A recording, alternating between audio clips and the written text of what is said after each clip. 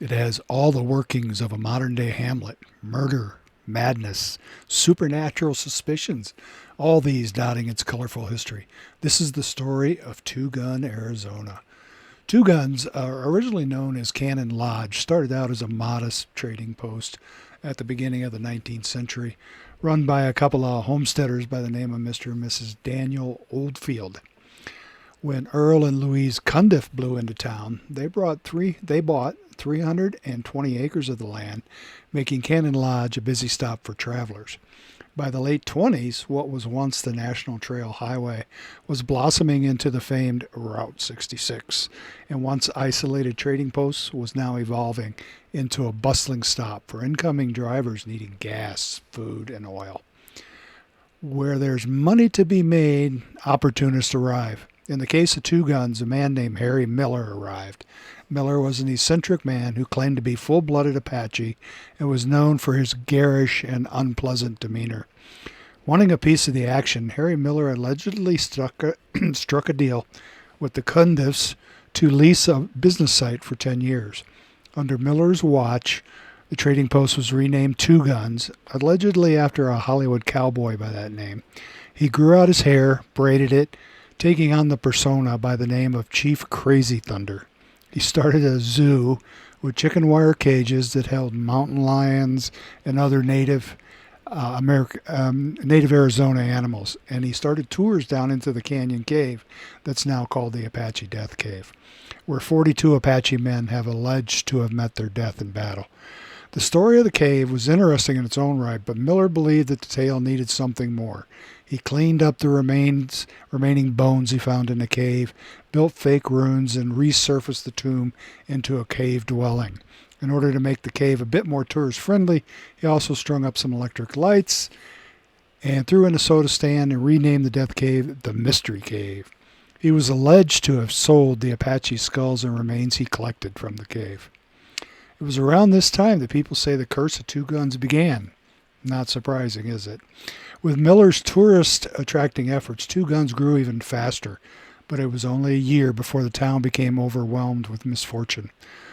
The terms and broad wording of the lease agreement between him and Earl Cundiff, and that tension finally came to a head on March 3rd, 1926. During a heated dispute over the lease, Miller shot Cundiff in cold blood. For whatever reasons, Miller was acquitted at the trial. While Miller didn't go to prison, he suffered in other ways.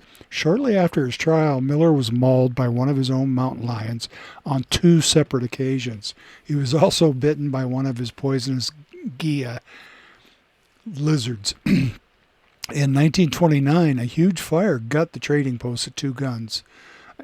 Apparently, having had enough, Miller would leave soon after. Even without Miller there, Two Guns and its inhabitants continued to suffer. Route 66 was rerouted to the opposite canyon, taking its travelers and their money with it. Louise Cundiff and her husband had to rebuild everything in Two Guns, including the zoo on the opposite canyon, just to keep going.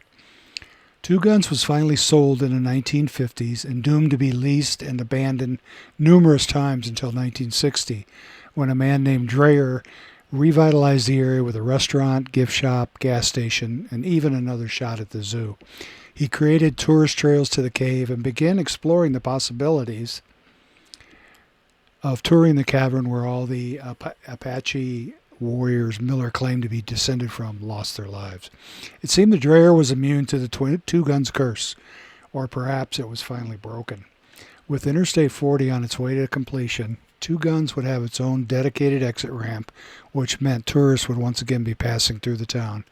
It was all going splendidly until a huge inferno swallowed up the entire place in 1971.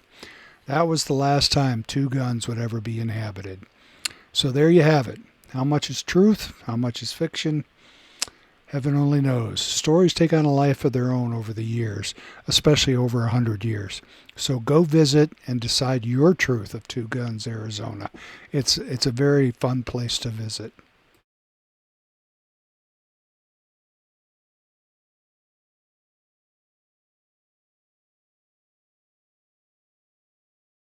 Well, I hope you enjoyed the video. If you did, like and subscribe.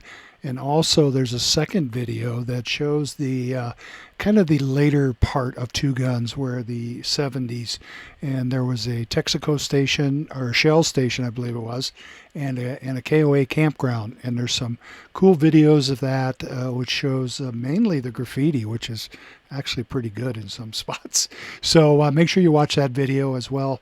And again, like and subscribe. Thanks so much for watching, and have a wonderful day.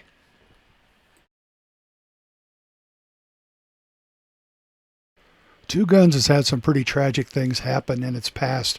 Hopefully ending this video with pictures of the outhouse doesn't continue that. Thanks again, folks. Have a great day.